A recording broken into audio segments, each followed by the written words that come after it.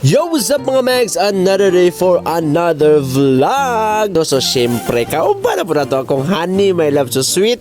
So, alam na mga Megs, mamakas na po me. Kuya Juan. O karon nga pakas mga Megs no, sumuato mi sa birthday sa mong kauban nga si Lilibit de la Serna ka nang invite sa mga Megs kay naglitsyon sag tulo. Sumuato na ta and let's go! Tayo?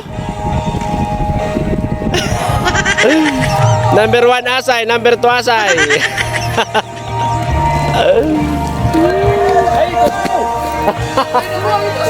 Iyan naman ibutang sa kanal. Iyan ibutang sa kanal. Sabi nga tao. So abot tabi dari mga asay nami. Nyanay ko karon para makita na mo kung kinsa ang mga asay nga nadre.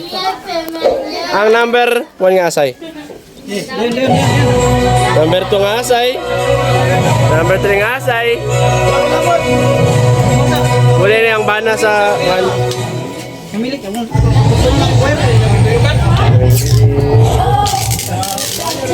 asay po ni asay. Ugbo po na yung mga kapamilyahan ni Lilibet og ni Jonathan de la Serna mga Megs nung nadiri sa sulod. So shout out sa inyong tanan di ano, sa Laras. Ug taon-taon mga Megs na po tagid ang birthday girl nga si Lebeta Balls. Og syempre kaya nakita naman po ng mga amaw matik na dancing.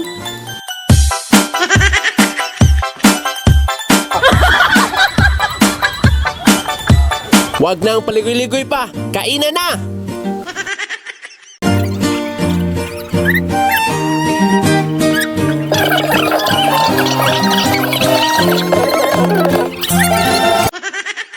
Ug syempre human sa kaon mga Megs no, so matik ng mga kantahan mga Megs no, so naadri ato mga pambato sa gawas mga Megs no, sa mga kantay labi na ni si Emil Barcelona mga Megs, di gini papugong og kanta mga Megs, so mao na siya oh. So syempre kung kantay sigutan mga Megs, di puta pa ulahi ato pud mo pakitaan gamay, pero gamay lang pud kay pag human na ni nga video human na dayon ha, gamay ra gid kayo oh, mao ni siya.